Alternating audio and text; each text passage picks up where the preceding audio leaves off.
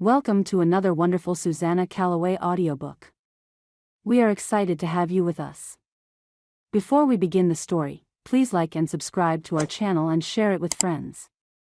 This allows us to continue adding free clean Western romance audiobooks for you to enjoy. The following title is copyrighted by Susanna Calloway, Western romance author. Now, find a comfortable spot, relax, and enjoy the story. The Bride's Abandoned Baby. Chapter 1. We've been together ever since we were teenagers, and I just proposed to her, Ethan said, not for the first time. It also wasn't the first time his words brought groans from the men around him. Ethan didn't care and just went on speaking. It wasn't like they were truly bothered, he knew, or else they would have shut him up properly already. We'll get married as soon as I return from this cattle drive, Anne. And you'll marry at the ranch, John completed for him with a roll of his eyes. And your Cynthia is probably plannin' it all back there with your mama right now, Jack continued. And you think you know which dress she will wear, John started again. All right, Ethan said with a laugh. If he and the others weren't on top of their horses and all exhausted from the cattle drive, he'd have punched their shoulders or tried to trip them up. You can't fault a man for bein' excited. You only marry once. You should pay attention to what you're doin', is what you should do, John berated him with a shake of his head. Your girl will be there waitin' for you. Do you want to fall off that horse and bust a leg? I'm payin' attention, Ethan retorted. You're the one not payin' attention to anythin', old man. I see that bottle you're hidin' in your coat, don't think I haven't seen you drinkin' from it about 3 times already. What's that, John? Jack complained, sounding both mortally wounded and offended. You got something there and you didn't share? How could you? Ethan laughed, then the two followed. They didn't actually know each other that well, they'd all been hired for this cattle drive and were heading home. They just happened to take the same road to the next town over. But Ethan liked them, and he would miss them, like he missed all the men he met while on the job. They were usually good men, good company. He'd be sad to see them go, knowing it was unlikely they would meet up with each other again. They promised to visit him someday, though, so he could show off his wife to them, and that was enough. Ethan was distracted anyway. He wanted to arrive home in the worst way. He couldn't wait to marry his sweetheart, his Cynthia. They'd been together 2 years now, more or less, and he couldn't wait for them to be truly together. She was a beauty with brown hair and brown eyes, and he couldn't stop thinking about the young uns they would have, with her hair and his eyes, or maybe the opposite. He was a man looking forward to his future, utterly delighted with the hand God had given him. He was so caught up in thoughts of her, of his family, of the ranch and the wedding, that he didn't see the snake until it was too late. Look out! Jack barked harshly. There's a prairie snake, Ethan's mind supplied in the second he saw the thing before his horse caught sight of it. That quickly, everything went wrong. His mount neighed in a panic, rising on its hind legs. Ethan twisted the reins in his hands, bringing them close to his chest, shouting in alarm. The other 2 men circled him, but there was no way for them to help, no way for them to approach without putting themselves in risk as well. Ethan worked to calm his horse, to make sure no harm came to either of them. He tightened his legs, trying to get himself on a firmer seat, trying not to let the reins slip in his sweaty grasp. I'll hold on, he thought, I won't be stomped or worse. He was so worried about calming his spooked horse that he forgot what had scared it in the first place. He forgot about the snake until his horse's neighs turned into a shrill scream that drowned out any shout of warning the other 2 men might have let out. Ethan shouted as well, panic rising in his chest and taking hold of him. The snake had clamped onto the horse and sent it into a terrified frenzy. It galloped forward, uncoordinated, and almost crashed against one of the other men before it veered off course and started to spin around, desperate to get the snake off its leg. It screamed and fell, and Ethan managed to indeed hold on, his hands firm like stones around the reins. In an instant, he realized he should have let go. He hit the ground with his shoulder, sending a fiery, piercing pain down his spine. Then the horse fell on top of him with all the weight of a heavy, hard-working animal. Words escaped him completely. He had no way to describe the pain anymore, no way to conceptualize it, he just screamed. From the corner of his eye, he watched the snake slither from the scene, leaving him behind to deal with the agony. Ethan woke up feeling bleary and exhausted, though not the bone-deep, satisfying exhaustion one felt after a long day of good work well done. It was a wounded kind of tiredness, his body trying to recover, pulling all its forces toward that, leaving him struggling to even blink against the harsh sunlight entering the room through a half-open window. In a flash, he remembered everything: the cattle run, his friends, his horse, and the snake. Fear gripped his throat and he gasped, suddenly terrified again. His body hurt and he didn't have the courage to look down and see what had truly happened to him. "Mr. Kent?" Ethan looked up at the voice. The man was standing right next to the bed he was lying on, but Ethan had been so choked by fear that he hadn't noticed him. By his clothes and the steadiness of his hands, Ethan knew he was a doctor, and his heart immediately went to his throat. "You're awake," he reminded himself. "That means everything is all right. It means at least the worst is over. The doctor is here to check up on you, nothing more." "Doc," Ethan greeted him with a hoarse voice. He coughed, wreaking pain through his body. The doctor quickly helped up him to a sitting position so coughing would not be so harsh on him, and after a few minutes, he turned and fetched Ethan some water. Ethan drank gratefully, feeling a bit more human afterward. He licked his chapped lips and lifted his intense blue-gray eyes to the other man. "Thanks," he said, his voice a bit smoother now. "How are the others? Are they okay? Did their horses fall, too?" "The 2 men who were with you are just fine, you and your horse were the only ones hurt," the doctor said. "They left already, too much in a hurry to linger, but they left you some coins to help you with getting home now you can't sell your horse for a train ticket anymore." Ethan felt a pain in his chest. "My horse couldn't recover. And you, Mr. Kent? I'm sorry, we saved your leg, but we couldn't do much more." Ethan gripped his shirt over his heart, his hands shaking. "Doc, I'm alive," he said, "and if you saved my leg, what's the trouble? I'm going to be just fine. I'll get back home and work on the ranch, no little accident is going to ruin my life." "Your leg is never going to function the same way again," the man said gently. He had kind brown eyes, and they fit a doctor well. Ethan stared up at them, uncomprehending. "You'll walk with a permanent limp, maybe even need a cane. The horse was heavy and loaded with your belongings. It's a miracle you're as well as you are right now, Mr. Kent." "A limp?" Ethan repeated, struck with despair. How serious was it? How could he live with a bad limp? How could he work? The ranch was hard, rough work. Ethan's body had never failed him, and he couldn't believe that it would fail him now. Had the fall been that devastating? He blocked the memories as soon as his own thoughts made them surface. He didn't want to remember any of it. He knew instantly that, yes, it had been that bad. Yes, it was a miracle that he still had his leg at all. "I see," Ethan said, his voice low and eyes averted. He'd find a way. He had to. His hands closed in fists beside his hips. Limp or not, there was still life to be had. There was Cynthia and their future family to think of. Ethan wasn't going to give up, he had to get back to Pine Ridge, Colorado, and continue his life. Maybe the leg will get better, he thought a bit desperately. Maybe the doc is wrong. And, the doctor said, one more thing. "What is it?" Ethan asked, glancing up at an effort at politeness. The doctor's expression was one of sympathy. Ethan dreaded his next words. "The damage was to more than your leg. I'm almost sure that it's unlikely you'll ever be able to have children." Ethan stared up at him, his eyes wide with shock and disbelief. "What?" he croaked out. "I'm sorry," the doctor said. And that was that. Chapter 2. Both Ethan's mama and Cynthia were waiting for him at the train station when he arrived home, miraculously on time. He was weary and tired, not yet recovered from everything that had happened to him and anxious about their reactions. He hadn't managed to tell them before he arrived. A letter would take longer than he would to get there.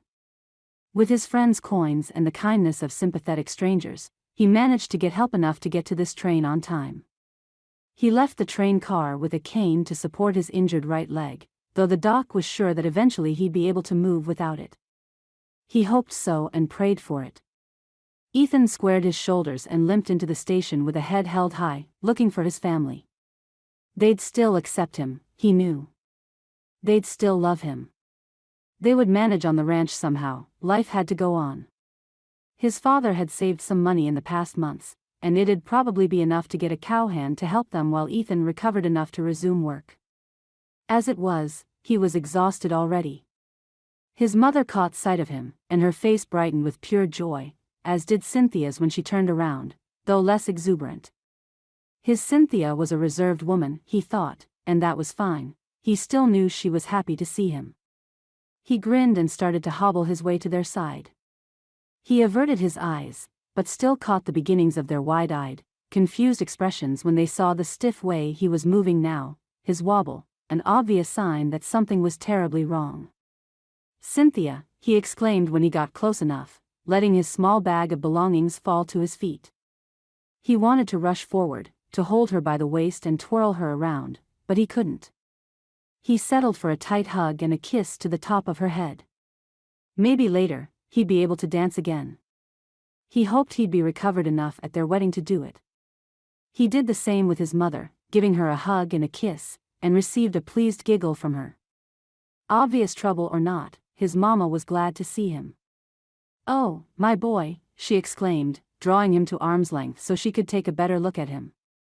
Her eyes roamed him from top to bottom before she narrowed her eyes. She had a look on her face like she knew he hadn't been eating right when he'd been away, and she was going to fix that as soon as possible. "What happened to you? Why are you with that cane? Don't tell me there was an accident or something." "I'm good, Mama," Ethan said. I have so much to tell you. It was a snake. It spooked my horse, but good. My horse didn't make it, it was so bad.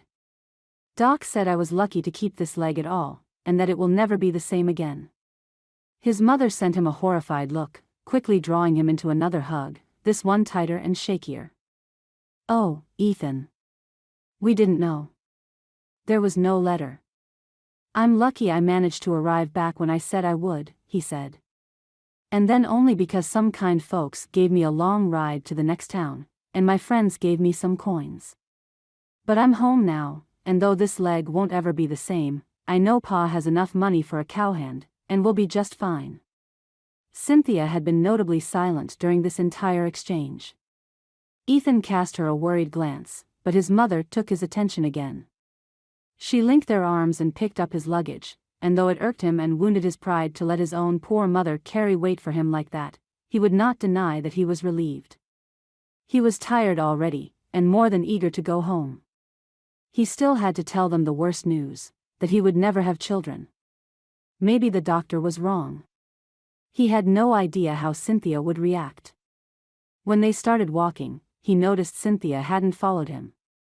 When he turned around to look for her, she was still where they all had been standing, a hand on her chest and her eyes on his leg, a horrified, disgusted expression on her face. 3 days later, Cynthia told him with tears in her eyes that she had to break off their engagement. She took back all her belongings that had found their way into his house in preparation for moving there after the wedding, and she never came back.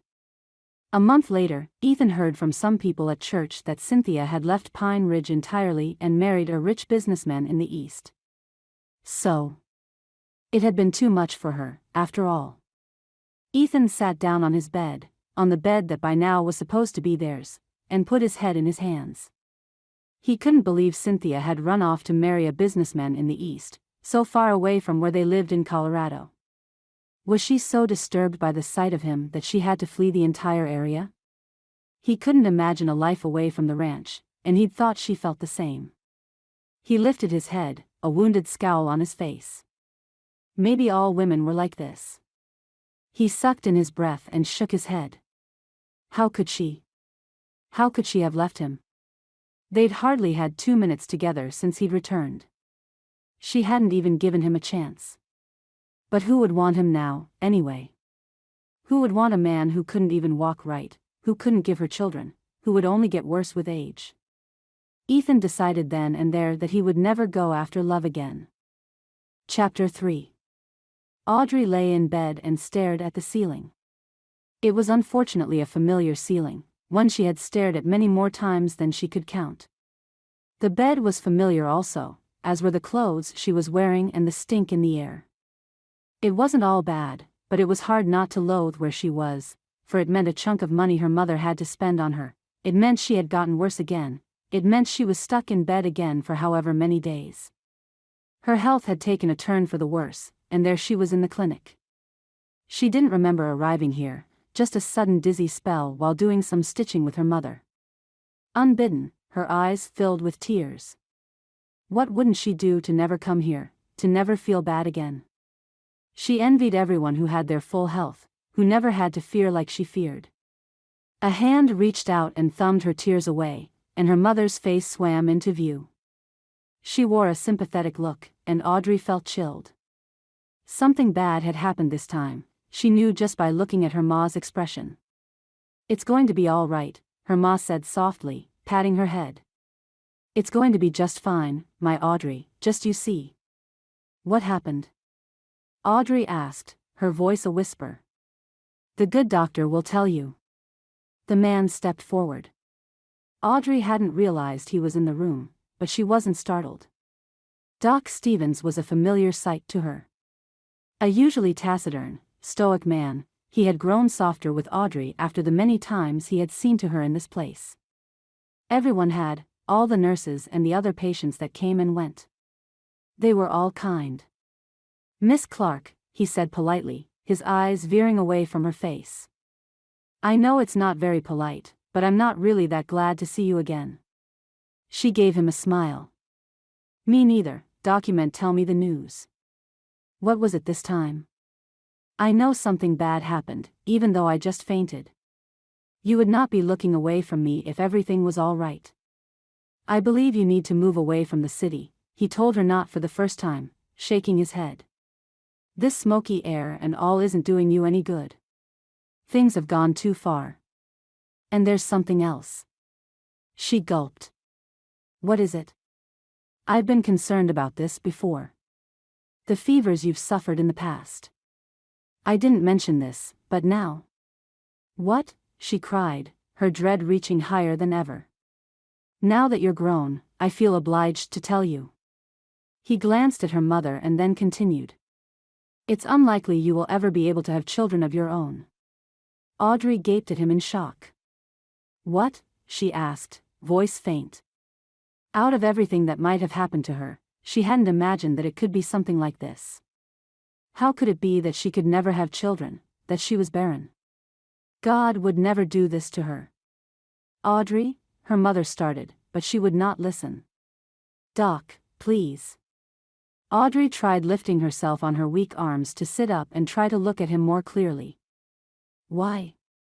I know I have been having some problems, but I haven't had a fever in a long time." "I know that. It's been the case for some time." He looked remorseful, as though feeling guilty for keeping such news from her. He cleared his throat and told her plainly. "You should get some more rest. I'll explain it to you further, once you get your strength up. Try not to fret. Rest now. I'll be back later." With a nod, he left the room. Audrey covered her mouth with her hands and burst into tears. Her mother immediately gathered her in an embrace, her own eyes shining with tears.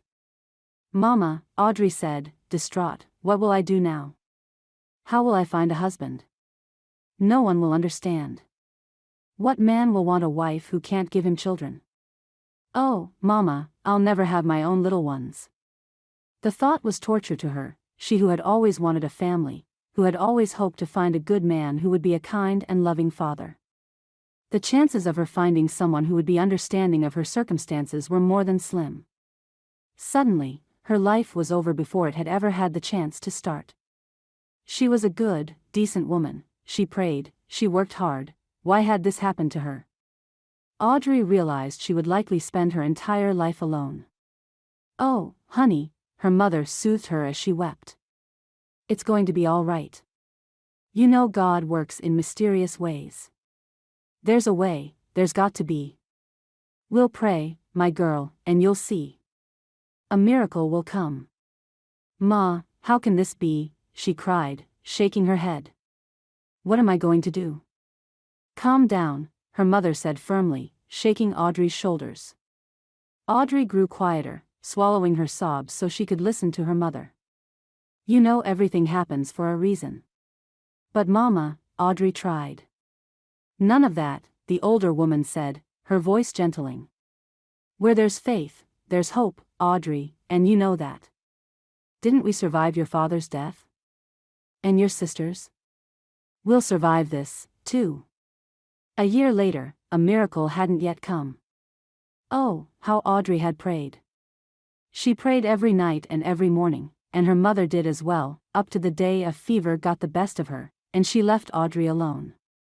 No understanding man had come, and no matter how many times Audrey went back to the hospital, the doctor always told her the same thing: nothing had changed, she was still barren.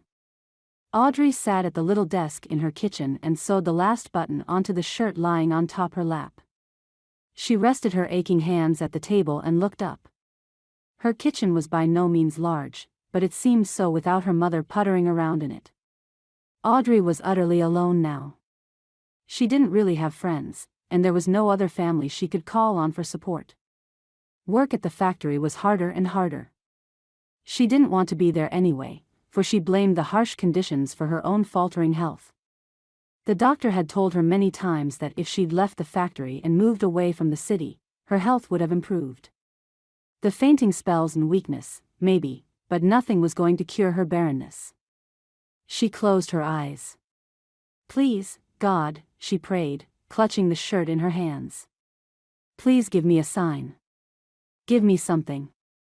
I don't ask for you to fix everything, I know it's not like that. But please, show me things will change. I can't keep on like this." There was no answer, of course, because that wasn't how God seemed to work. She opened her eyes and resisted a sigh, and yet hope remained in her chest. There was still faith in her. Things would go right, she hoped, they would, she just had to wait, she just had to try and take the right path when God pointed it out to her. Almost as if in answer to her thoughts, her gaze suddenly caught on the newspaper on top of the desk in front of her. It was wrinkled from having been caught in the rain earlier.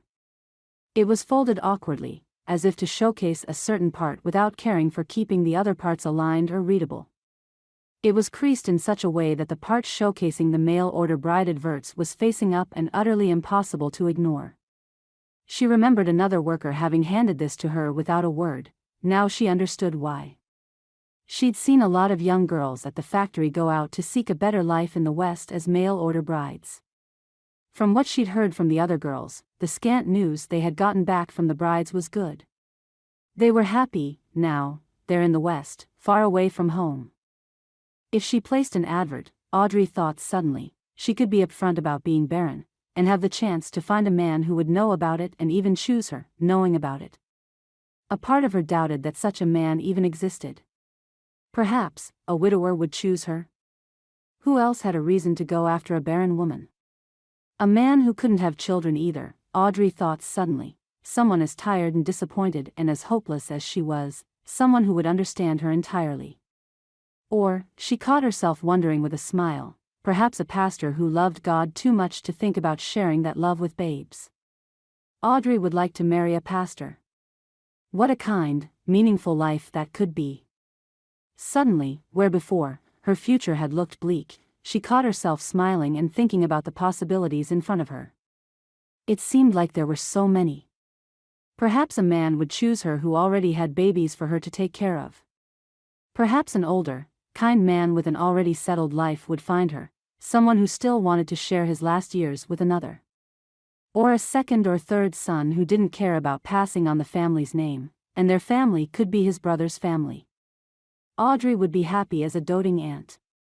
She reached for the newspaper with trembling hands and a tearful smile on her face. She made her decision then and there. It took her 3 endless, anxiety-filled weeks to get a response. By then, her hope had shriveled until it had almost disappeared. She spent every waking moment wondering when or if a man would answer her and why no one had done so yet. She had thought it would take less time than this, but days passed, and nothing came to her, no reply, no inquiry, no questions. And then something did arrive. Audrey arrived back from the fabric warehouse and spotted the letter lying in front of her door. Immediately, her heart leapt to her throat. She bent down to pick it up, uncaring that her body was riddled with aches and that it hurt to do so, and rushed inside her house. She was feeling weak and hungry, but she didn't even take the time to eat some jerky or even toe off her boots before she sat down at the kitchen table and tore the letter open. It was short and simple, even a bit rude, she thought. A man named Carl Nelson who lived in Pine Ridge, Colorado, had liked her advert. Audrey's eyes widened in shock when she read on. The man hadn't asked to get to know her better, didn't want to engage in courting thought letters. No, he had been much more straightforward than that. He had made an immediate offer of marriage. Audrey stared at the words almost without understanding, her hands trembling. From the envelope clutched in her fingers, a ticket fell, and Audrey realized it was a train ticket to the man's town. Audrey sat and stared. Of course, she had known this could happen. She had put the advert there because she wanted this to happen. She had spent days daydreaming about this. And yet, looking at the letter in her hands, she realized she hadn't expected it to actually take place, hadn't thought any man would accept her, but there it was, proof that a man had not only seen her, but had found in her something good enough that he'd sent her an immediate proposal, without even writing for a few months before deciding. He had accepted her and her inability to have children right away, with no hesitation and no regret. A few tears escaped her blue eyes and landed on the paper in her hands. This was her mother's miracle right here. Her mother had been right all along, even gone, she was now right. Audrey bowed her head and prayed a fervent thanks. Chapter 4.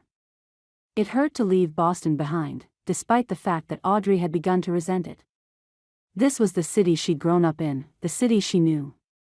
She quit her job and left the house she had shared with her mother for so long, losing this one last thread she had to her. For the first time in her life, she was glad that they had leased and not owned. Otherwise, she would never have been so free to go. So, along with the dread, there was excitement filling Audrey's chest as she stared out the window of the train. She was on her way to Pine Ridge. They had just crossed the border into Colorado, and Pine Ridge wasn't far at all. They were almost there. Audrey was this close to meeting her future husband, the man who had accepted her for who she was. She caught herself wondering what he was like, what he really looked like, what life was like on a ranch. She wished her mother could have seen her here. Dear Lord, she wished her mother could have been here with her. Maybe a husband who had accepted her would have accepted her mother coming along with her. Audrey was so distracted with her thoughts that she didn't notice the train's screeching halt until people's confused muttering rose up around her. She looked around curiously, and looking out the window, it was obvious the train had stopped. She held her bag close to her chest. What's going on? She thought to herself, anxious. Can it be bandits? Please let it be nothing. A man, obviously one who worked with the train, going by his cold dirty clothes, walked up the aisle. Audrey saw him from afar, and it took a while for his voice to reach her. She relaxed immediately. We're having some problems, he shouted. It will be some time till we can get going again, so get comfortable. It won't take more than 2 hours or so. We're having some problems. It will be some time. Audrey sighed, both in relief that nothing worse had happened and in annoyance. She hoped her man would not be too angry about having to wait for her for a few hours longer than had been arranged, but then, it wasn't like it was so uncommon for trains to malfunction sometimes. Maybe it'd even be good, she thought, a bit giddy, maybe the anticipation would make him all the more eager and happy to see her. She noticed that some people were standing up. She waited for a moment, watching them disembark and linger outside, and decided she would do the same. If the train had stopped and would stay there for a few hours still, she might as well go out for a moment and stretch her legs for a bit. She picked up her bag and went. Audrey walked to the opposite side of the tracks, away from where most folks had gathered, not really wishing for conversation. People would no doubt ask her where she was going alone and why, and she just wanted to be alone with her thoughts for a moment. Still, she kept close to the train and the tracks, afraid of getting lost or not hearing when they would be called back. The air was hotter than she was used to. She thought her mother would like it around here. The heat would have been good on her aching bones. Every few moments, Audrey looked back, making sure people were still around and she hadn't wandered too far away. This place in the country was strange to her, she who had been a city girl through and through, who had never imagined she would leave Boston.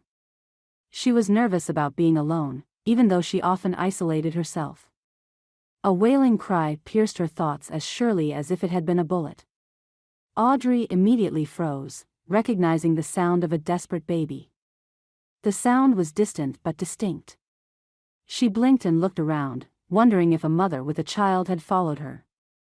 She remembered more than one young mother from the train. And yet when she looked back, the rest of the people were still on the other side of the tracks, closer to the train than not. The cry she had heard was coming from the other direction. Was it perhaps an animal's cry? But it sounded so much like a baby. Were Audrey's ears not working properly? Her heart on her throat, she decided to investigate. This is the middle of nowhere, she thought to herself as she walked ahead, eyes sharp. There is no way this is a baby. It was probably an animal's baby, she reasoned with herself. After all, if you abandoned a baby in a city, someone was sure to find him. Who'd leave a child behind here, among the dirt and the rocks and the scraggly trees, where it was certain the child would starve in the sun? But it was indeed a baby. The child was hidden in plain sight. It was leaning against a rock near the tracks, but it was so small that it was effectively hidden. Audrey looked down at it with a mixture of horror and pity swirling in her chest, making her feel dizzy. She approached with a thundering heart, her hands shaking, and picked up the small infant. Who could have the heart to leave this tiny one behind? Audrey couldn't comprehend it. She could barely think of doing something like this. She was barren and she wanted a child so badly, she couldn't imagine how someone would leave a baby here, hidden beside a rock, near the tracks where no one stopped, and no one would see. Immediately, the baby's cries petered out. It stared up at Audrey with wide eyes, so dark Audrey couldn't even see the pupils.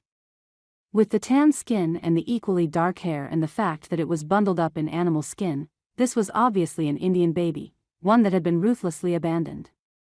Mama, Audrey thought, the start of a whisper to her late mother, and didn't know how to continue. Perhaps with something like, Mama, God really works in mysterious ways, doesn't he?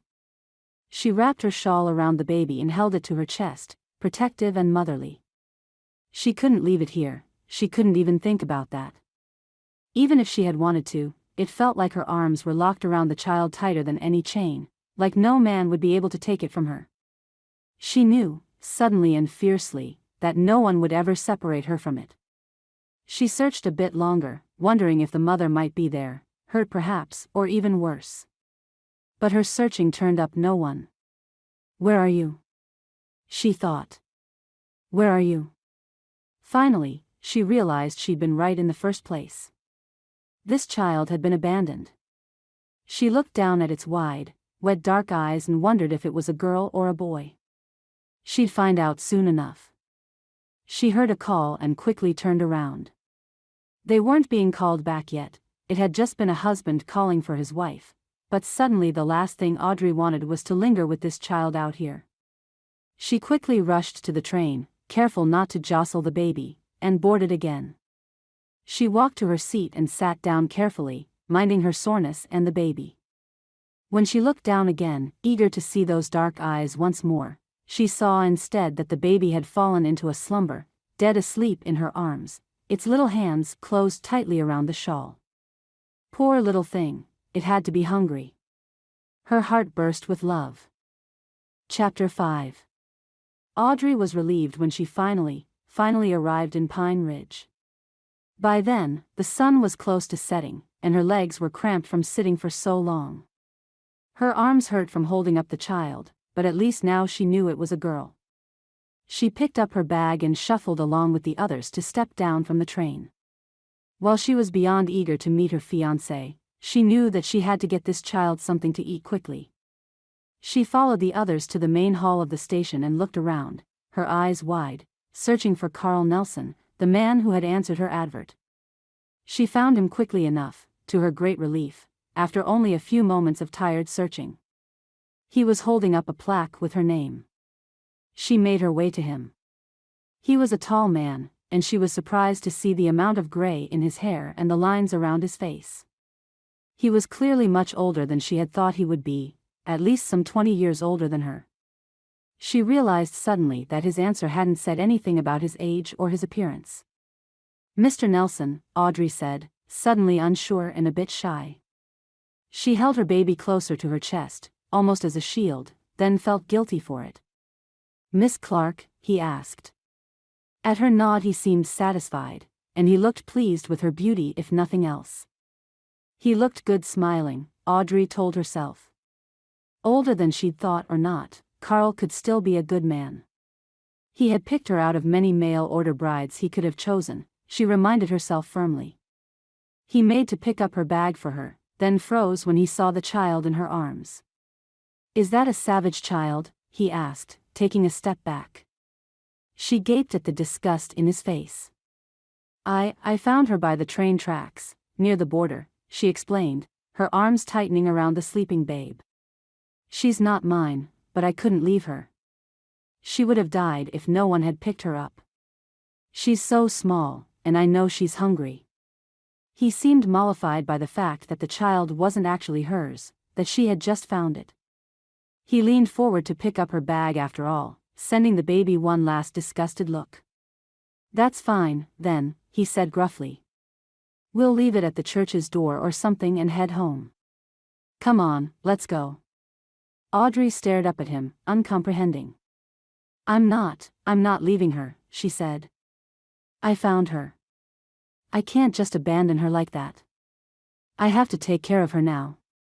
Look, Miss Clark, no wife of mine is going to be raising a savage in my home," Carl snapped, letting her bag drop heavily to the ground. "No wife of mine will raise a baby that isn't mine, much less an Indian one. So either you keep that, or you keep me."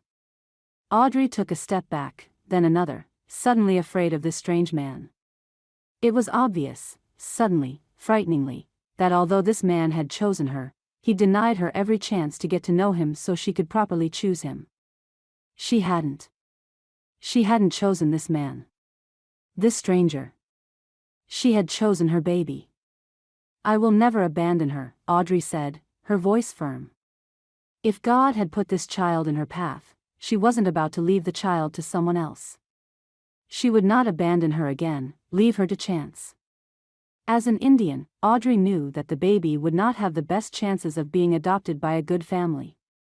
She didn't have it in her to leave the baby to suffer whatever fate might come her way when she loved this baby already.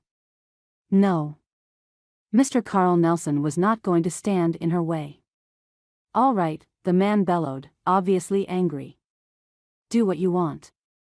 He turned around and left. Audrey stared at his back as he left, her shoulders hunching in protectively. She stood in the middle of the busy station, now completely penniless and with nowhere to go, and with an infant to take care of. Still, Audrey couldn't regret this. If she had stayed in Boston, she would never have found the child, who would have probably died out there. Audrey had just enough money to buy the baby some milk before night fell, but after that, she literally had nothing but the clothes on her back and the few items inside her bag. Pine Ridge was small by the standards of someone who had lived her whole life in Boston, and before long, Audrey had seen both the entire town and the fields around it. It was obvious that there really wasn't anywhere for her to go, no one to take her in, no one who would keep her for the night. She sat on the local church's steps and rocked her baby back and forth. She cooed at her, her eyes wet with tears, and the baby reached up to her with her tiny little grabby hands. Audrey kissed one of them.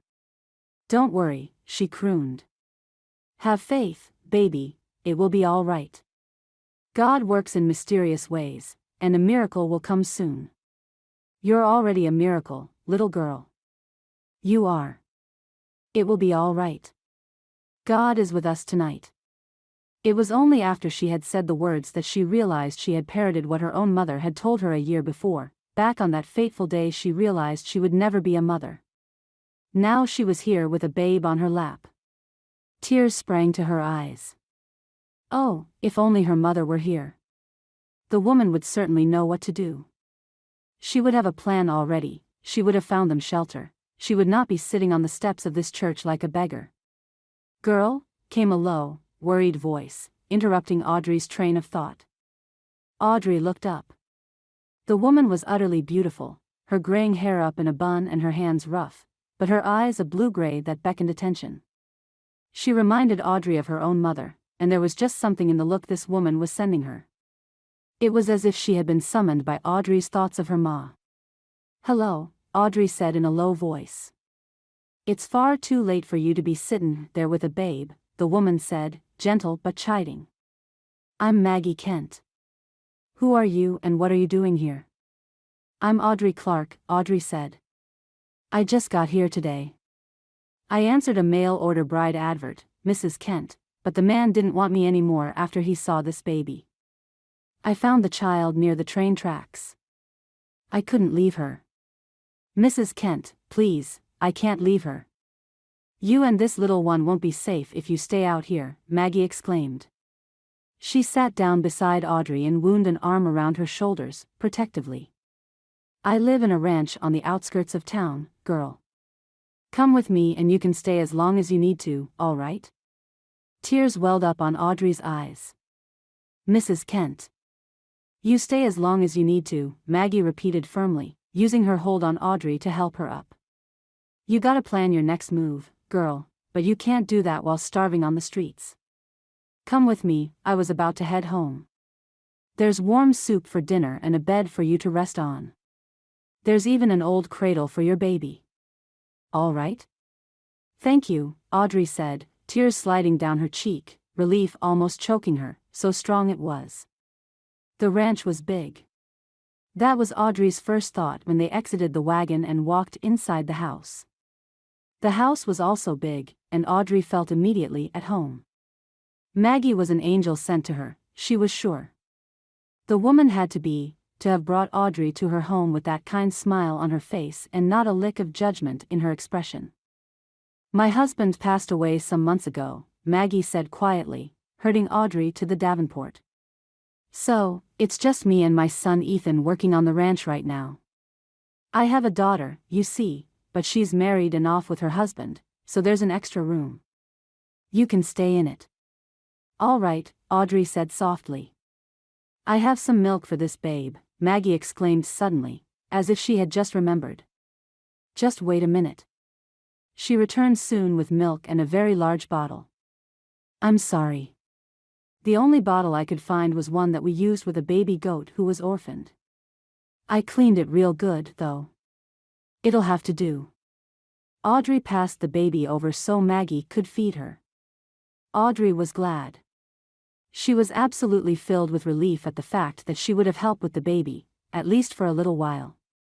The child didn't fuss in Maggie's lap, utterly at peace with a stranger, but then, she had been calm with Audrey as well, who was a stranger to her, too. So, what's this baby's name? Maggie asked. Audrey watched as she rocked the baby, who, satisfied and not hungry, fell asleep on her shoulder. Faith, she decided. Her name will be Faith. Maggie smiled at her. There are some Cheyenne tribes who live in the Rockies around here, Maggie told her, her voice low and soft so as not to wake the baby.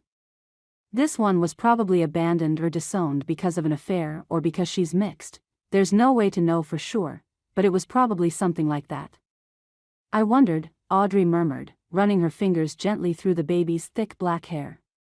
But there is one thing I know for sure, Maggie said, her voice suddenly firm, and it's that you did the absolute right thing by saving this child, Audrey. Audrey sent her a teary smile. I think so too, she whispered. Chapter 6. After that, Maggie went to prepare dinner. Audrey would have normally rushed to help her, but she was so exhausted after the trip that she took the baby and went to the room she where would be staying and took a nap instead. Maggie came to wake her up when dinner was ready. Then she and Faith and Maggie sat down at the table and waited for her son to return. He arrived quickly, as if he knew precisely when dinner would be ready. Audrey looked up from her child and caught his gaze as he stood at the door to the kitchen. He had his mother's steel blue-gray eyes, though on him they were wildly more intense. His jet-black hair fell into his face, hiding part of it, and he had stubble growing in his fair, handsome face.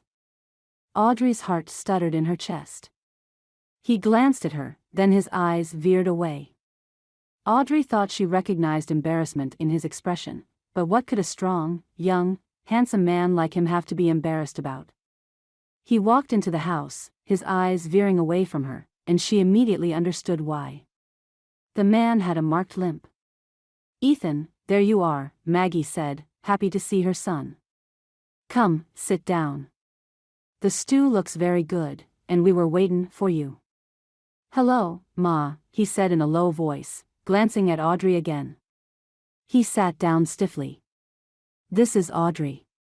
She and her daughter will stay with us for a while," Maggie explained. "They went through some hardship. She will help us a bit around the house while she's here, too." "All right," Ethan said easily, his voice still low. They prayed together, and then ate. The food was wonderful, but Audrey was much too distracted by the man sitting across from her to notice much of it. He barely made eye contact with her during the meal and responded to Maggie in few words and a low voice. Maggie obviously found this behavior strange, but didn't call it out, simply letting her son answer her stiffly with a kind smile. It was clear something had happened to him, something that hurt him and made him a quiet man. Audrey wondered what it was, then told herself firmly that it was none of her business. She also wouldn't like it if he started asking her questions about her life, and why she was there. He ate quickly before excusing himself from the table. His shoulders were tense as he left, obviously aware of Audrey's eyes on him as he hobbled away to his room. Audrey wondered if the limp was why such a beautiful, striking man was still single, especially now that he had his own ranch. They tried to find Faith's parents, or at least her mother. No matter how much Audrey had grown attached to the beautiful little baby, she didn't have the heart to separate her from her family if there was any chance at all that there was someone searching for her. She also couldn't deny that things for her would be more straightforward and simple if she didn't have a child. Carl Nelson had been a terrible man, but his reaction had been far from uncommon. Audrey knew that not many would accept her as it was, much less with a child that wasn't hers. And so the first order of business for her to get her life straight was settling the matter of Faith. Unsurprisingly, no one was found, and nothing was discovered. Secretly, Audrey was relieved.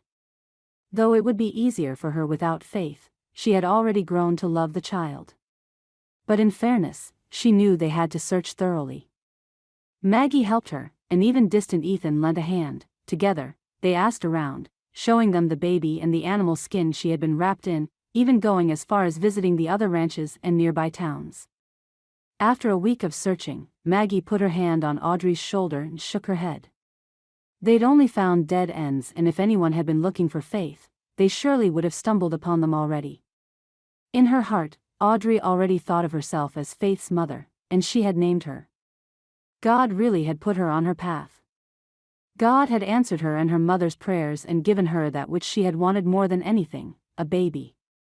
Even if Audrey never found a man, she would always have Faith. When they arrived back at the ranch that day, Audrey took Faith to her room and laid her down in the small cradle Maggie had found for her. She touched her fingertips to the child's chubby, rosy cheek, then went to help Maggie with dinner, because life went on. This had been her routine for over a week now.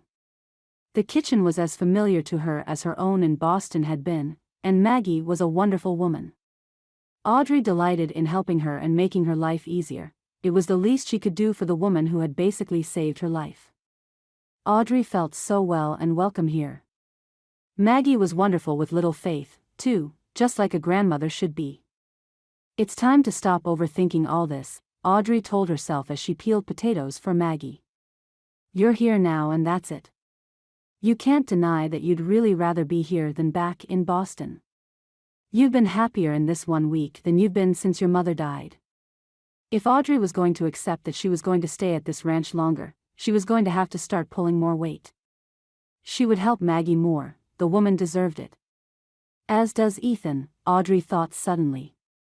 The man had been distant all this time, but it was clear he needed help, and he had helped her in her search for Faith's parents.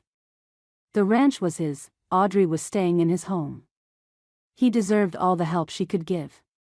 Maggie watched Audrey as the young woman worked with renewed vigor.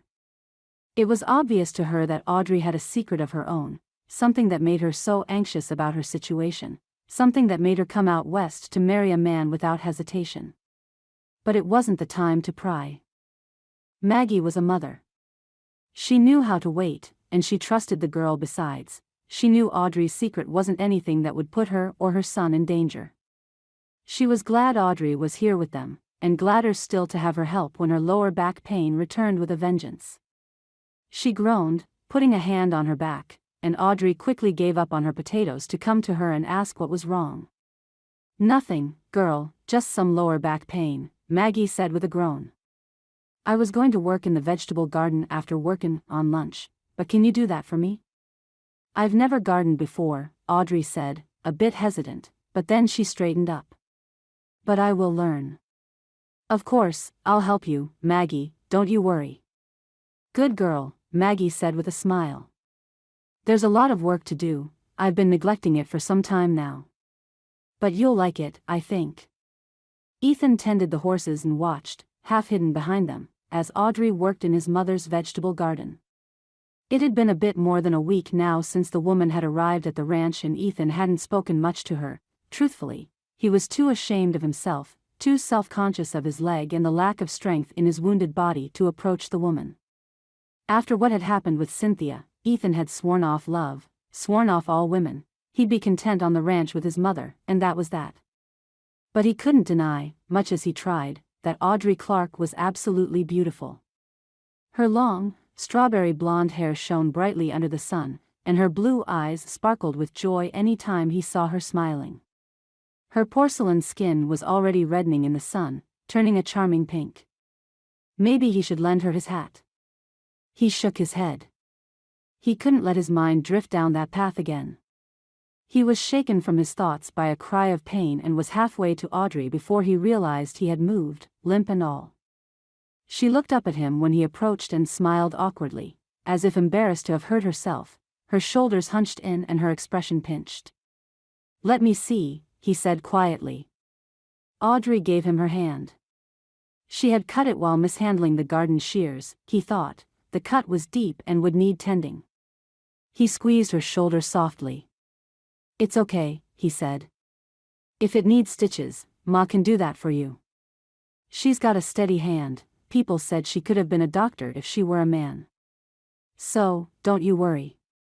I won't, she said, looking down. How embarrassing to have hurt myself like this. I'd never gardened before, but I thought it'd be all right to learn alone. It's okay, Ethan repeated, shaking his head. Audrey's smile turned gentle and relieved. He led her back to the house, Audrey seemingly not bothered by his slow gait. His ma cried out when she saw Audrey, berating the young woman at the same time she fussed over her. The two women sat down, and Ethan made to leave. Please, Audrey said, then stopped herself. Yes, he asked. Can you stay? She asked, shyly, her blue eyes on the ground. Ethan was hopeless against such a quiet, scared request, and sat down beside her. His presence apparently calmed her, keeping her steady while his mother attended to the wound. Thankfully, it didn't need stitches. Ethan tried to keep his eyes on Audrey's hand, but Audrey's eyes were focused on him instead, roaming his face, lingering on his gaze, gentle and relieved, surprised like she had just seen something beautiful but unexpected. Chapter 7. A month passed. Audrey's hand healed quickly, and Maggie soon gained her help around the house again. Maggie's back pain diminished, and her smiles came easier. She and Audrey made a good team together, tending things around the house and in the garden. This was what she had hoped to have with Cynthia, but she shook her head. She didn't want to think about the woman who had left her son. She sat on the couch with little Faith in her lap and watched, taking a rest, as Audrey swept the room while she hummed under her breath. It was a calm end to the afternoon, and they were waiting for Ethan to arrive while the bread finished baking. Ethan had always arrived precisely when dinner was put on the table, as if loath to leave the rest of the ranch a minute too soon. Yet Maggie wasn't surprised that today he arrived earlier, opening the door and setting his hat on the hook by it almost 20 minutes before the food would be done. He looked up and smiled at Audrey, who smiled back at him. Maggie grinned down at Faith, who gurgled at her with a little gummy smile. Maggie had noticed this and many other changes in Ethan since Audrey had arrived. He spent more time at the ranch house, took part in the conversations more. Maggie had been giving him his space, but she was more than glad to see him come back to life. "Hello," he said quietly. "I'm a bit early again, it seems." "Just a bit," Audrey told him. "It will be done soon. Why don't you go wash up, Ethan? You would be right on time then." "I don't feel right washing up while you're still working," he said with a smile, then turned to Maggie. "Mama, hello. How was your day?" "Just fine," Maggie told him. "Don't you go mama, hello at me when I know you have ulterior motives to approach me right now, boy." Ethan sent her a grin. "What? Ma, why say that to me? Can't a man just want to kiss his ma hello?" His real motive to come close to give her a kiss became clear soon enough. When he sat down beside Maggie, Faith caught sight of him and beamed at him. "Hello, little Faith," Ethan said softly, eagerly taking the little girl when Maggie passed her over to him. Audrey laughed, amused, and so did Maggie. Maggie watched as Audrey approached as well, bending down to press a kiss to Faith's tuft of black hair. Faith giggled, her little eyes closing, and from where Maggie was sitting, these three could almost be a family. Faith's black hair could come from Ethan, while her tan skin looked enough like his, sun-kissed from ranch work as it was. If it weren't for the eyes, dark like neither Audrey's nor Ethan's, Faith would look like their baby. Maggie caught the lingering look shared between the two young people and knew in her heart they were a perfect match for each other. Audrey had all the pragmatism and practicality Cynthia had lacked, as well as strength of heart that Maggie admired. She also had never once made a single comment about Ethan's leg. Maggie listened while the two spoke of nothing in soft voices, their bodies swaying close to each other. All they needed was some time for their eyes to open to the possibility of falling in love with each other. Most definitely, they would be a perfect couple. Cynthia Ramser left the train with a determined step. The station at Pine Ridge was familiar to her now, and she knew the exact route to take to get back home. They weren't expecting her, she hadn't told her parents or her sisters anything, but she knew with the certainty of the loved, that they would take her back without too much fuss.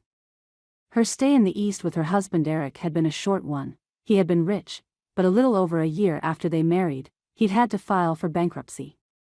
Cynthia would not live her life with a poor man away from home, and in one of the letters her sister Lucy had sent her, she mentioned that Ethan was still single and had inherited his father's ranch. That was all the motivation Cynthia had needed to return home. She walked out of the station. Now she was divorced, she was sure she could win Ethan back. She needed a man with means to take care of her. And Ethan had been so much in love with her, she was sure there was still a spark of it in him. He'd be thankful, even, she was certain. What other woman around Pine Ridge would be willing to marry a broken man? Ethan had been making an effort to get to know Audrey better. He couldn't ignore her anymore, she was too kind and too beautiful. Unlike Cynthia, who had left him not 3 days after seeing him like this, Audrey had never commented on his injury, had never said a bad word or sent him a disgusted look. Audrey often heated water for him to help relax his leg and his shoulder and never hesitated to help him across a room on his worst days. He was now, like he had many times before, gazing at her while she worked in his mother's garden. The garden was now more Audrey's than not, his mother hadn't done anything with it since Audrey had started helping her with it. Today, Audrey's beautiful strawberry blonde hair was pulled back in a ponytail, and Audrey again and again lifted a hand to tuck a stray strand behind her ear. Ethan was hopeless. He approached her and cleared his throat. She looked up and smiled when she saw him. "Ethan," she greeted him. "Do you need anything?" "No," he said, looking away. He put his hands on his pockets. "I was just wondering, you'll be done with the day's work once you're done with the garden, right?" "That's my plan," she said, curious. "Do you need help with something?" "I was wondering if you wanted to go horseback riding," he admitted. "If we're both done with work. There's some sun left in the day yet, and it'd be nice." "Oh," Audrey said, surprise making her raise a hand to her chest. "I've never done that before. I'd be so happy to go with you, as long as your ma is fine with watching Faith. But, is it okay for you, Ethan?" Ethan didn't look down at his leg. "It's okay," he murmured. "I can't ride like I used to, and we'll have to go slower, but..." "Then I'd love it," Audrey told him softly, setting a hand on his arm. Ethan lifted his eyes to hers.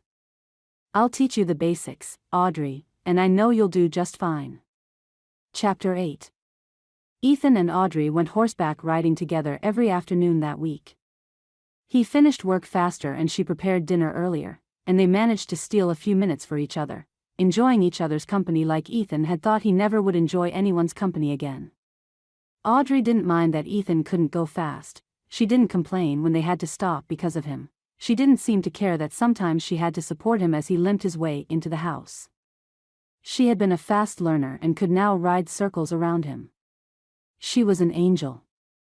Ethan had told himself he would not go down this road again, but right now, with Audrey helping him shuffle his way home, warm under his arm and with her hand on his chest, it was very hard for him to remember why not.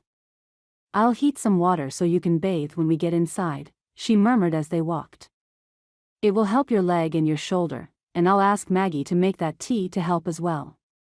I haven't looked at the finances, but do you think we have enough for a cowhand to help you, Ethan?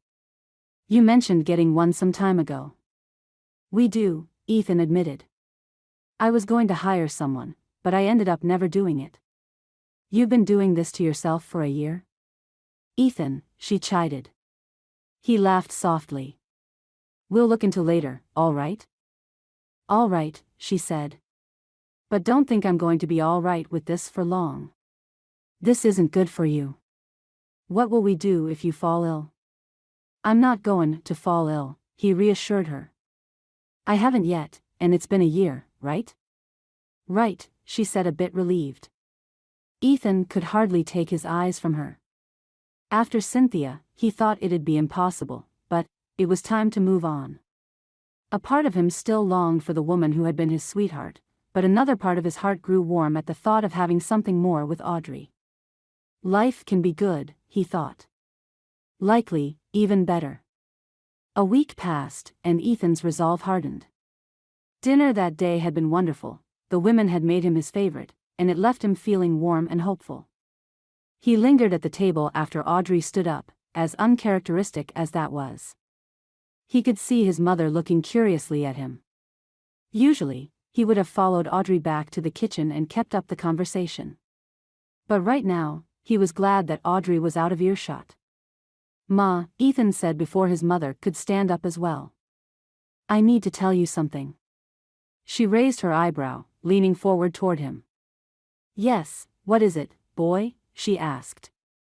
"I'm thinking about proposing to Audrey," he confided, unable to contain a smile. "Oh!" Maggie exclaimed, clasping her hands to her chest. A smile broke over her face. "Really, Ethan? Oh, you have my blessing. You have all of my blessings. I have prayed for this." Ethan laughed, drawing his mother into a hug. It would be fair to say that this would still be a marriage of convenience in a way. Ethan wasn't completely in love yet. But the two of them already had everything else a marriage needed. They were similar in a variety of ways. They liked to talk together, they spent time in harmony, and they both knew how to compromise. Ethan knew that love would surely come. He was looking forward to it. Cynthia arrived at Ethan's ranch on horseback, tired of waiting. Her plan had been to wait until the town's gossip reached Ethan, but the man hadn't ridden to town once since her arrival a few weeks ago, so she had decided to take matters into her own hands. Her parents had a horse she could use, and she knew the way, so here she was. The Kent's ranch house was familiar and comfortable to her. She had spent a lot of time there before. Maggie opened the front door as Cynthia dismounted the horse.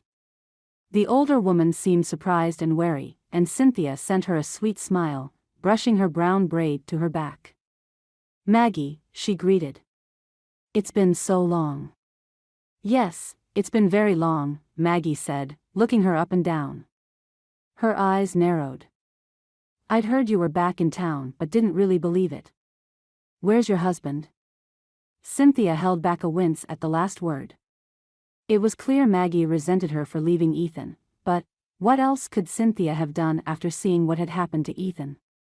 But now, well, he was her best option. "I have divorced and come back home," Cynthia told her, lowering her head as if embarrassed. "May I have some water, Maggie? The trips made me so thirsty." Maggie hesitated, then grudgingly opened the front door for her. Cynthia walked in with a smile, gazing around. She had heard her own share of rumors she hadn't believed, namely, that Maggie had taken in a mail-order bride who had been supposed to marry old Carl and her Indian baby. But it was clear it was all true now. There was a baby playing with old blocks in front of the couch, and when she looked up to stare at Cynthia, it was obvious she was indeed an Indian. "Ah," she said. "And who is this little one, Maggie?" "Your new baby." "She belongs to a girl who lives here now," Maggie said, a bit forcefully. She swept the baby up into her arms and walked briskly to the kitchen. "Now, come drink your water, and then you can go back home." Cynthia didn't follow her deeper into the house, content to stay in the front room and gaze around at it. She noted some things had changed and some things hadn't, and she thought idly about what she would change when the house was hers. She turned around when she heard the front door opening. Ethan was more tanned and had a few lines around his face that she didn't remember, but aside from that, he looked exactly the same. His clear blue-gray eyes opened wide at seeing her, shocked. There was a woman beside him. She was blonde and seemed confused by Cynthia's presence. Cynthia smiled a wide, beaming smile. "My sweetheart," she exclaimed. Chapter 9. Ethan didn't notice Audrey's stricken face and barely saw it as she rushed inside the house, heading for the kitchen. He was too busy gaping at Cynthia, who was somehow standing in the middle of his house more than 1 year after she had forsaken him. Hadn't she left for the East? Wasn't she married now? What was she doing there? She had called him sweetheart. "Cynthia, what are you doing here?" he stammered. "I have so much to explain," she exclaimed, swishing to his side. She put a hand on his arm but didn't hug him. "I know we left things unfinished, and there's a lot to talk about." "Unfinished?" "You left me," he said and cringed as his voice came out more wounded than he wanted. "I can explain," Cynthia said, her bright eyes dark and pleading. "All right," he whispered. "Explain, Cynthia." She led him to the davenport, eyes pointedly away from his leg, and they sat down with 3 feet of space between them. Ethan had the irrational impulse to tuck her against his side like they had done so many times when they were together. He set his jaw, fighting the urge. "Ethan, leaving Pine Ridge was the biggest mistake of my life," she told him with tears in her eyes. "I was a fool. But we were about to marry, and I was so afraid of my feelings for you." "Afraid? And what about my leg?" he interrupted, his voice harsh. "It was never about your leg," she promised, a hand on his arm as if begging him to understand. "But you almost died, Ethan. I was so afraid, so terrified of losing you, and I couldn't stop thinking about how it could all happen again, so I left." Ethan's shoulders drooped, guilt, conflict, and relief swirled in his chest. "Oh, Cynthia. I'm sorry," she said, and he believed her. Ethan watched Cynthia's horse as she left the ranch and rode back to town. He didn't know what to think or what to feel, he had never in a million years imagined that Cynthia could come back. She spoke to him of the man she married without loving, of the empty life she'd had, of how much she had missed him, and Ethan felt like her life had been as bad as his own during the year they'd been separated. Had he been too hasty in entertaining thoughts of marrying Audrey? There was no denying that he liked Audrey, and he was sure he could love her. Audrey would be so easy to love. But the truth was that there were no guarantees that Audrey had feelings for him, too. Ethan knew that with his leg and his inability to have children, he wasn't easy to love. But Cynthia already knew all of this, and she had come back to him anyway. He couldn't deny it. He kept his eyes on the horizon even as Cynthia's figure became impossible to see. He couldn't ignore the fact that she had returned and that despite her mistakes, she still had a place in his heart. It's not like Audrey would ever love a man like me, one who could never give her a child, he told himself. I'm deluding myself. Maggie kneaded dough for lunch and watched from the corner of her eyes as Audrey bounced Faith in her arms to try and stop the babe from crying. Audrey had a strange expression on her face, and Maggie would be hard-pressed to try and guess what she was thinking if only she herself weren't also thinking it. If Ethan were here, he'd have calmed Faith down in half a second. But Ethan wasn't there, and Maggie recognized the disappointed corner of Audrey's mouth, the stiff, wounded way she held herself, and the slight redness in her eyes. Come on, girl, let's switch, Maggie said with a sigh. Give me the babe. Maybe I'll be able to calm her. Of course, Audrey said. I told you I should have been the one workin'. Taking care of a baby is also work, Audrey, Maggie told her firmly. She got the worst of the dough off her hands and took Faith from Audrey, and the baby immediately protested being taken away from her mother. Hush now, baby, what are you crying for? Audrey went to knead the dough, her hands firmer than Maggie could make hers, and they each worked in silence for a moment. Maggie, Audrey started, hesitant, her voice low. What do you think of Cynthia? Maggie winced, not wanting to answer the question. I'm sorry Ethan is spending so much time away, Maggie said instead, shaking her head. He went to town to buy some supplies, but it's the third time this week, Audrey completed for her. It's just an excuse for him to go and see her. I'm sorry, girl, Maggie said honestly. And Audrey didn't even know that Ethan had been thinking of proposing to her before Cynthia showed up again. Maggie didn't trust a hair on Cynthia's head, she could see right through her. But she had no way to convince Ethan that the woman's intentions weren't honorable, for he wouldn't listen to her. And now he was pushing Audrey, sweet, wonderful Audrey, aside. He was withdrawn and distant around her to the point that even Maggie could see it. The two of them stopped writing together, and now Ethan almost didn't look at her when he was at the table. Maggie didn't know what to do. Chapter 10.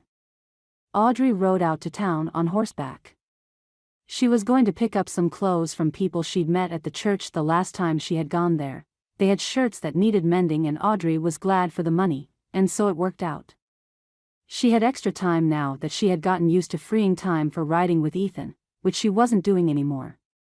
In truth, she was devastated by what had happened to them. Why had Ethan's old flame returned just like that? Why had Ethan pushed Audrey aside to go back to spending time with the woman who'd hurt him? Audrey had started to fall for Ethan, and she thought he had felt the same way toward her, at least a bit. She must have misread things. Perhaps Ethan had just been a kind man who had wanted her to feel more comfortable. Maybe he felt bad for her because he knew her chances with any man were small, what with her taking on Faith. Maybe all this time there hadn't been nothing between them at all. Audrey had been so sure he had been on his way to asking if he could court her. She looked around town as she approached it and dreaded the thought that she could bump into Ethan and Cynthia as she made her way around the houses, picking up the mending. At the same time, she didn't want the two to be alone in Cynthia's house either. Audrey's heart felt wrenched apart in many directions. There was no way she could ever compete with a woman like Cynthia. Cynthia was tall and beautiful, with thick brown hair and brown eyes. Utterly lovely. She was confident and not shy, for hadn't she come to Ethan's house to tell him the whole story herself, with not a shred of shame for what she'd done? Perhaps it was better like this. Audrey's hands tightened around the horse's reins. The thought nearly made her cry, but she held it in. Ethan really was better off with Cynthia. After all, if things really had developed between him and Audrey, she would never have been able to give him a child. It's better this way, Audrey whispered to herself, her words swallowed by the wind. Maggie was sweeping the room when Ethan walked in with an absent smile on his face. Maggie knew at once that the man had gone to see Cynthia again while Maggie had stayed and listened to Audrey sob all afternoon as she sewed in her room. Maggie had to try to reason with him. She had to try something. "Hello, Ethan," she said, putting a hand on her waist. "Hey, Ma," Ethan said, dropping an absent-minded kiss on Faith's little head. "How was your day?" "Interesting," Maggie said blithely. "You know, boy, I went to town yesterday to pick up some fruit from the Jennings, and..." Ethan tensed, but Maggie pressed forward. "They told me some interesting things about Cynthia," she completed, giving him a glare. "They say she only returned to our dear old town after she bankrupted her former husband. They say she only came back because she heard from her sister that you'd inherited the ranch from your father. To be honest, I'm disturbed, Ethan." "You can't listen to all that gossip," Ethan groused, waving a hand and making his way to his room. "I'll go wash up, Ma, and then..." "Don't turn your back on me, young man," Maggie snapped, and Ethan stilled. "You know there's more to this woman than it seems." "I'm trying to move on from the past," Ethan told her stiffly, without turning around to look at her. "I don't get it why you won't let me. I talked to Cynthia about what she did while we were apart, and I'm not going to listen to what her neighbors gossip about it." He walked away. Maggie sighed, disappointed and helpless, and looked down at Faith as the baby tried to crawl after Ethan. Ethan shared a picnic with Cynthia by the creek at his ranch and forgot about all the things his mother had told him. He smiled at Cynthia, admiring the honey gold of her eyes when the sun hit them, and tried not to consider any of the gossip he'd also heard around town. Cynthia smiled at him, and he smiled back at her. She spoke about her past, he told himself firmly. She said it was all a mistake, she said she regretted it, and that's why she came back, not for money. It was easy to convince himself of all this when the sun was warm, the creek was close, and Cynthia's eyes shone in the sun. "What are you thinking about, rancher?" she asked him, smiling at him with a raised eyebrow. "You look lost in thought." "Nothing," he lied with a shake of his head. Still, his thoughts veered away from Cynthia and back to Audrey. He had grown so distant from Audrey in these past days, it hurt him more than he had anticipated. It was strange to see Faith without Audrey, but now he was sure she was avoiding him, and it hurt to know it was his fault. But he hadn't the heart to continue a relationship with Audrey when he knew it would just make his feelings for her grow. "Well, eat up then," Cynthia said, clearly a bit annoyed. "I made all of this for you, but you're not even looking at it." "Sorry," Ethan said, shaking his head. "I don't know where my mind is, I keep thinking of things that aren't important. Sorry for not paying attention." And yet his attention veered away yet again. From the end of the creek and the direction of the house, Audrey was running toward them like the devil was snapping at her ankles, and Ethan sprung up at once. "Audrey," he shouted.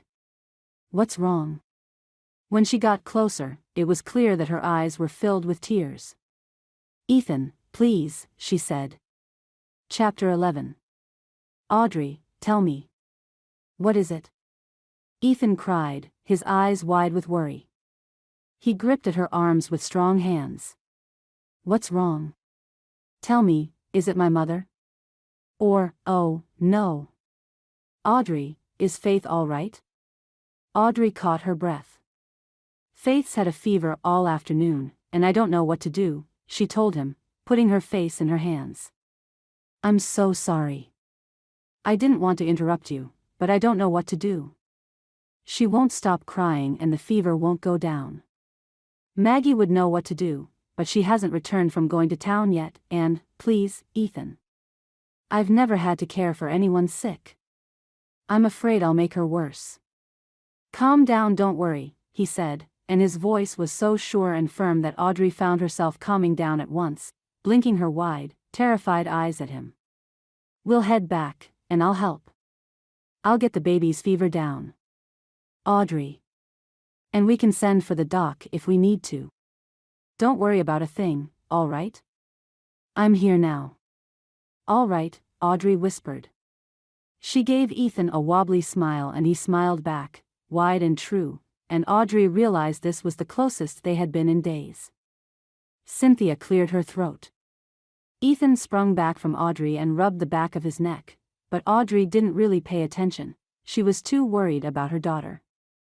They set off to the ranch and Audrey noticed that although Ethan's limp was worse, Cynthia didn't even support him with her arm.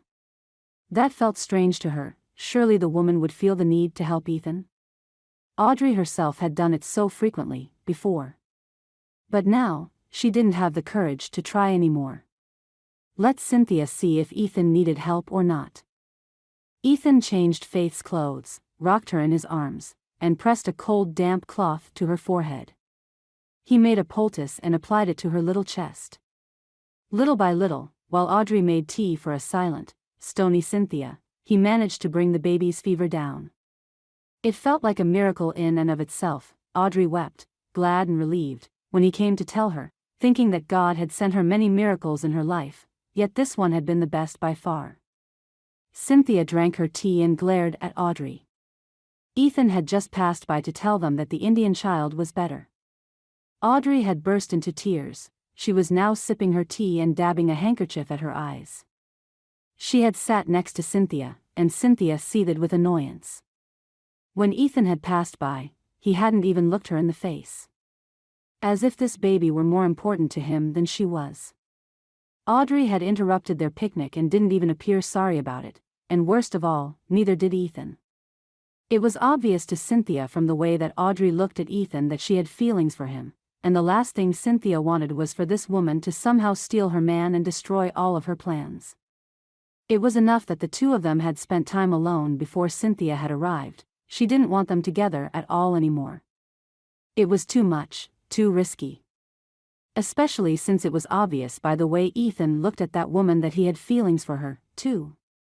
"Audrey," Cynthia said lightly, careful not to let her any scorn into her voice, "have you heard the news?" Audrey lifted her tired, distracted gaze up to her. "What news?" "Ethan and I are planning to wed soon," she lied, her voice so smooth that there was no way Audrey would realize it wasn't the absolute truth. "I just remembered to tell you because, well, it will be hard for you to take care of little Faith alone once you're out of here, right? Poor thing. Maggie really has been so good to you, but it's not like you can stay here forever. I mean, not after Ethan and I marry, right?" Audrey stared at her in shock. I suppose," she choked out. "I'm sure you will be able to find a good place," Cynthia said, giving her a false smile. "And Maggie will be able to help you find your way, of course. But, the two of us will be married, you know. You can't linger in this house like you've been doing for months now." Audrey's face contorted in a way that made it obvious she was trying not to cry again. Redness rose to her cheeks. Good. She was embarrassed, humiliated, even. Cynthia smiled. I should think about what I'm going to do," Audrey agreed, looking deep into her cup of tea instead of at Cynthia. Cynthia's smile widened. "There are many ranches around," Cynthia told her. "Or maybe, could you put up another mail order bride advert? There is always hope. And you're not even divorced like me. You will see, things will work out. You know, they will work out far away from here, that is." Audrey's entire body drooped with embarrassment and disappointment, and she didn't answer. Cynthia went back to her tea, happy with her results. Maybe Ethan liked this woman, but there was no way anything could happen between them when Audrey moved out of the area. Cynthia would make sure, even if she had to hold Audrey's hand every step of the way, even if she had to buy her a ticket to a place very far away. Audrey lay in bed that evening and stared up at the ceiling. It was a familiar ceiling to her, now that she had lived here at the ranch for months. She was gripped with a sense that she had lived through this before, lying on a familiar bed and staring at a familiar ceiling with dread, fear, and regret like a weight around her. She never thought this ranch would end up feeling like the hospital back in Boston had felt. It was a strange thought to think she would have to leave soon. She hadn't forgotten that she didn't actually belong to this family, but it would be a lie to say that she hadn't settled in here or wondered if they would let her stay. Evidently, they would not. Her time was up, and she needed a new plan. As much as it broke her heart, and dear God, it felt like a wound, like Cynthia had torn her heart out of her chest, she knew Cynthia was right. When Cynthia and Ethan married, she couldn't stay anymore. No matter how much Audrey loved Ethan, she wasn't the kind of woman who would linger around when the newlyweds would be trying to sort out their new life together. What could she hope for? There wasn't anything but bitter disappointment and resentment in a future like that. She'd better go out and find a new life. It hurt her deeply to think about everything she would lose by leaving this place. It was likely she would never see Ethan again. He'd be happily married to Cynthia, while she went God knew where. He would have a dozen beautiful brown-eyed babies with his wife, while Audrey would. Audrey would probably spend the rest of her life alone, like she had feared. Except for Faith. She thanked God for the precious child. Her mail-order bride advert hadn't gone well. Could she even afford to take that chance again, to head out into the unknown after a man who would leave her as easily as Carl had left her, unceremoniously, and without pity or compassion? She had some money from mending the townsfolk's clothes, and it should be enough to buy a train ticket out of Pine Ridge. She'd leave this town and go somewhere close, where she would try to find a place to stay and maybe find more women in a situation like hers. Perhaps they could help each other. It shouldn't be impossible, should it? Surely there were other women out there who, like her, were just trying to make a life. It'd be an uncertain business, of course, but it's no life for a baby, Audrey realized suddenly. Her eyes grew wide with shock and dread. She turned to look at Faith. The baby was sleeping soundly, utterly all right after Ethan had cared for her. She was lying in the cradle Maggie had given her weeks ago, not a care in the world. Audrey stood up from the bed and approached the baby, looking down at her tenderly. Faith didn't deserve to have her world turned upside down, and Audrey would have no way to take care of her besides. At least, at first. Audrey couldn't be selfish. She had to think of what was best for the child. She had to, no matter how it broke her heart. She could only pray, her heart in her throat, that Maggie would be willing to raise the little girl. If not, Audrey had no idea what to do. What if Cynthia didn't accept Faith? What if Ethan was swayed by her, and they left Faith somewhere? But Maggie would not let anyone do something like that. But Maggie would not be there forever, Audrey thought, thinking about her own poor mother. Still, this was her only hope. Her resolve made, Audrey steeled herself. There was no advantage in waiting. Life happened in the now, after all, and more than anything, Audrey didn't want to stay here and watch as Cynthia and Ethan prepared for their wedding. She would not be able to handle it. Chapter 12. Audrey walked to the other side of the room and got some paper from the cupboard in the corner by the bed and set it on top of the nightstand. She began to write a letter. Dearest Maggie. I write this letter with many tears and an aching heart. Since Ethan and Cynthia are going forward with their plans to marry, it's time for me to move on. I don't know what my situation will be. I'll try to find work as soon as I can. But Maggie, I can't take little Faith with me. Not when I don't even know where my next meal is coming from. I don't worry for myself, but I do worry for Faith. Please, please, will you look after her? I'll send any money I make as quickly as I can. And someday, I hope to return to take her with me again. I am so grateful to you, Maggie. I was a stranger, and you took me in. I have loved my time here with you. Anne. Audrey stopped and swallowed back her tears before continuing. And I love Ethan. I didn't mean to love him, but I do. Yet I am fully aware that it makes no difference now. You'll be in my heart always. I'll wire money as soon as I get a job. Thank you for everything. Audrey. A part of her wanted to write more words to Ethan, to beg him to reconsider marrying Cynthia, to tell him more, but she just couldn't. Her heart couldn't take it, and besides, what would she even say? If he was marrying Cynthia, he had already made his choice. She would not humiliate herself by trying to sway a man who had already made up his mind, who hadn't even considered her an option after his old flame returned. She put the letter on top of her bed and with a heavy heart, she packed her few belongings. It was strange that the life she'd had here could be packed up in such a small bag. The very one she had arrived with. She kissed a sleeping Faith goodbye, pressing the memory of her little girl into her mind's eye, promising herself that she would do right by her even if they might never see each other again. Then, she slipped out of the house in the early hours of the morning. Maggie woke up earlier than she meant to with a babe's cry. She groaned, rubbing a hand over her face, and waited for Audrey to calm her down. It never happened. Maggie waited longer and longer, and Faith continued crying, and she could hear no hint that Audrey was even trying to make her stop. There was no murmuring to be heard, no soft songs, no pacing. Maggie furrowed her brow. Had the girl not woken up with the baby's cries? Had Audrey exhausted herself with work so badly the day before? Maybe Maggie should stop letting the young woman take on so much work, even if it made Maggie's life easier. Soon it became too much, and Maggie got up to see what was happening. She was surprised when she opened the door and saw that the bed was unoccupied, and Faith was still in her cradle. Maggie peered around the room, but Audrey wasn't there. Maggie's heart went to her throat. Where was the young woman? She picked up Faith, lifting her to her shoulder, and slowly the baby's cries petered out. Maggie looked again, even out to the hallway, but Audrey wasn't anywhere to be seen. She caught sight of a letter on top of the bed, and felt her stomach fall to the floor. She sat down and picked it up, and what she read made her hands tremble. Audrey was gone. She said in this heartbreaking letter that she couldn't stay now that Ethan and Cynthia were marrying. Maggie was confused, because she knew there had been no talk of that.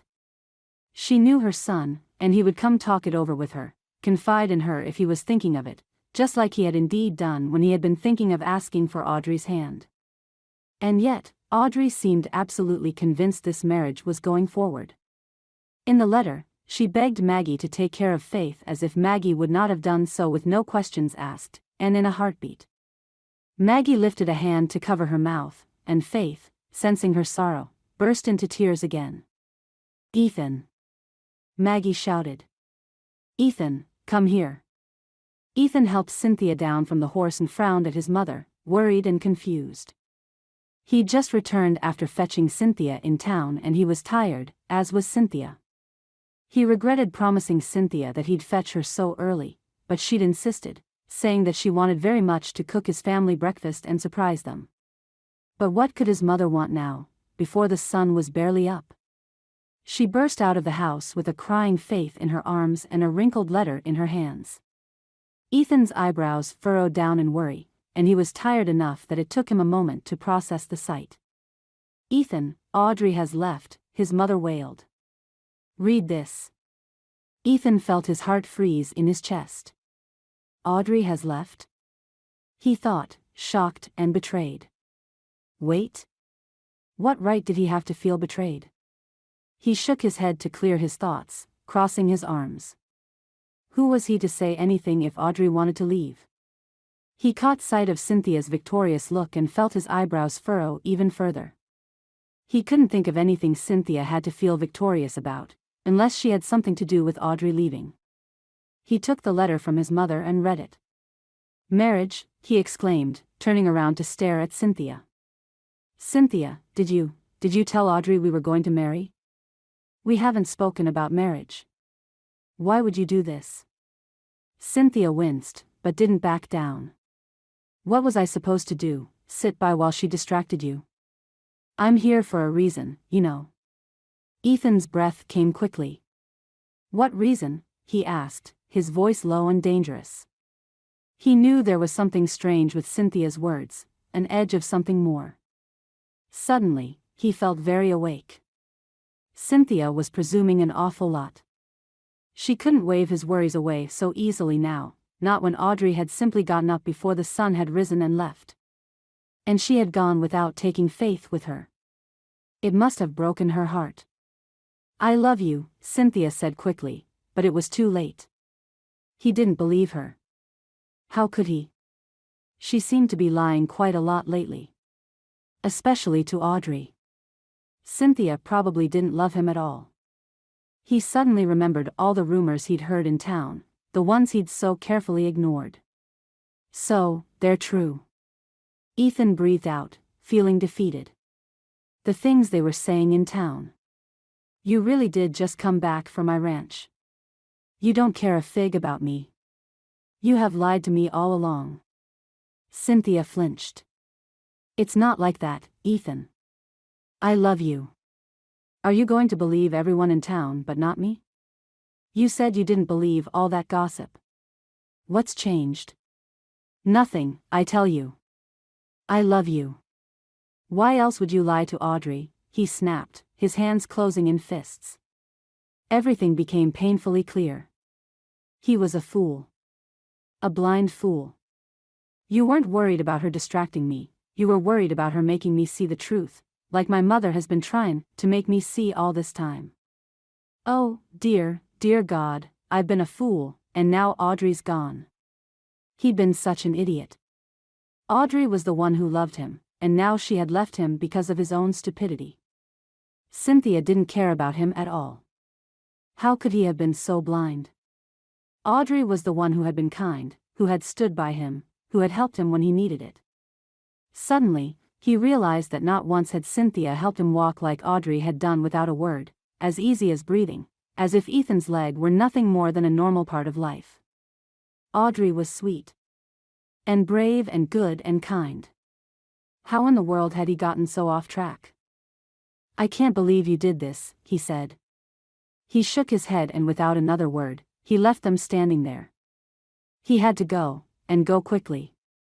With God's help, maybe he could fix this. Chapter 13. Ethan got onto his horse and galloped away, and he didn't even know where he was going. He wasn't thinking, all he knew was that he had to hurry.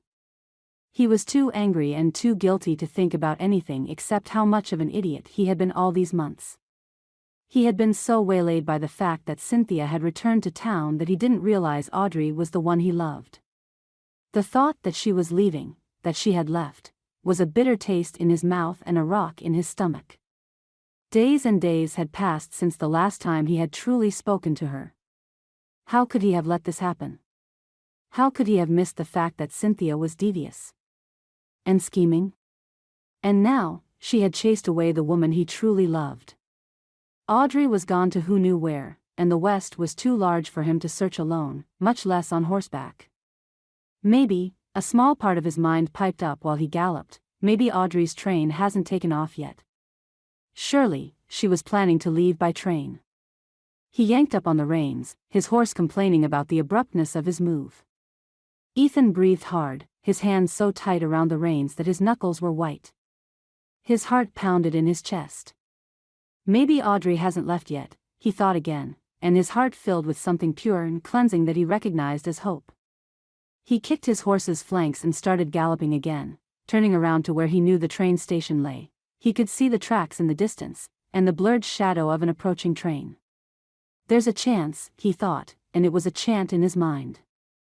There's a chance, there's a chance. God is on my side, and there is a chance I can make it. But what if it was too late? And would Andre ever forgive him for so naively believing Cynthia and taking her back? He didn't want to think about it, but the nagging worry wouldn't leave him. What if Audrey had left not only because Cynthia had driven her away, but because she realized she didn't want a life with him? He was humiliated. Audrey didn't even know he couldn't have children yet. Cynthia knew this and accepted him, had seemed to accept him, at least. But Audrey didn't know. Would she leave him when she learned it? What woman wouldn't want to raise any children of her own? But there is faith, he thought. And that gave him strength. Ethan arrived so quickly at the station that he felt dizzy, and when he dismounted from his horse, his bad leg buckled, and he nearly fell down. His body was aching in so many places, it was a miracle he had managed to arrive. Someone, he didn't recognize who, helped him up with a firm hand on his shoulder and asked him if he was okay. He nodded quickly and entered the station. He'd thank the man later, but right now he had a goal. Audrey had to be here. He stumbled in, limping the worst he'd limped in weeks now, looking around for a familiar head of strawberry blonde hair. Please, please, he prayed. Please, God, let her be here. He saw her standing right next to the far door, waiting in line to board the train, and he felt so relieved he might have wept. Audrey, he cried, approaching as quickly as he could. Audrey. She turned around to look at him, her blue eyes wide with shock. He rushed to her and gathered her up in his arms and hugged her. Audrey, I'm so sorry, he told her, his words stumbling over each other in his haste to say them. I was such a fool to go after Cynthia, to believe the things she said. When I read your letter, I realized I couldn't let you leave. I realized how much I love you, just how deeply I love you. Cynthia lied to you. Ethan, please, Audrey said, voice full of tears, and Ethan let go of her. He kept her at arm's length, and his heart broke at her tears. Ethan, I can't give you the life you want, she said, shaking her head, putting a hand over her mouth. Her voice was so low and muffled, he could barely hear her. Ethan, I never said anything but. I'm barren. Ethan stared at her, then he started to laugh, full of joy. She stared at him, uncomprehending. Are you making fun of me? Do you think this is? I am, too, Ethan told her, and laughed again at just how absurd this all was. He lowered his voice. I mean, Audrey, I can't have children either. Because of my accident, I can't. Oh, God. He really sent you to my life. You really are perfect, Audrey. Overwhelmed, Audrey's hand fell from her mouth. Why you can't, she stammered. But together, he said, we have faith. Oh, she said, choked up. You'd accept her? Just like that? As your daughter? What about? I already accept her, Ethan told her softly. I already consider her mine. Audrey, please. Won't you accept me? He went down on his good knee. I was a fool, he murmured, holding her hands in his. I was such a fool. I love you. Will you marry me? Audrey burst into tears, her face absolutely red. Yes, she whispered. Epilogue. Ethan and Audrey married a week later at the ranch, with a few friends and family around them, and Faith in Maggie's arms. Audrey's heart was absolutely filled with love. Ethan couldn't stop grinning. Some cattle drive friends of his had managed to come, a pair named John and Jack. Audrey smiled under her husband's arm as the three men spoke animatedly with each other. Audrey, Ethan said, squeezing her shoulders. Jack and John were with me when my horse was bit by a snake and fell on top of me. They saved my life. Audrey turned to the men with a new respect in her eyes, retroactive fear making her grip at her chest. Oh. Ethan, don't joke, one said. We couldn't do anything. You're the one who worked that horse like a miracle. I swear, any other man would have fallen off right away. Maybe it would have been better if I had fallen, though, Ethan said quietly. But this was a happy day, and his good mood soon returned. What about you, John? Did you find a wife yet? I was half expecting you two to each come with a woman on your arm, but here you are, both of you alone. I belong on the road, Jack said with a laugh. I belong to the West, Ethan, but I don't think a newlywed like yourself would understand. The three of them burst into laughter, pulling Audrey along with them. Maggie approached with Faith, who perked up when she saw Audrey. Audrey beamed at her, their daughter, and caught the baby up in her arms. One of the men, maybe John, looked at Faith and lifted one eyebrow. Wow, Ethan, you got busy, he said. How did you have her before the wedding? You dog. We are blessed to have her, Audrey said, beaming with pride, not taking the time right then to share the entire story. "She's our daughter," Ethan said firmly, dropping a kiss on the baby's head. "This is Faith. Little Faith, these are John and Jack. They saved your daddy's life." "Well, she's a beauty," Jack said, delighted. Audrey laughed, hugging her child close to her chest, and relaxed against Maggie's side when the woman wound an arm around her waist. This was her family now, Audrey thought, this woman, this man, and everyone that came along with them. Soon Ethan's sister would return from her trip back east and Audrey would get to meet her. She'd meet her nephews, and little Faith would meet her cousins. She knew, standing there on her husband's arm, that it was going to be a wonderful life.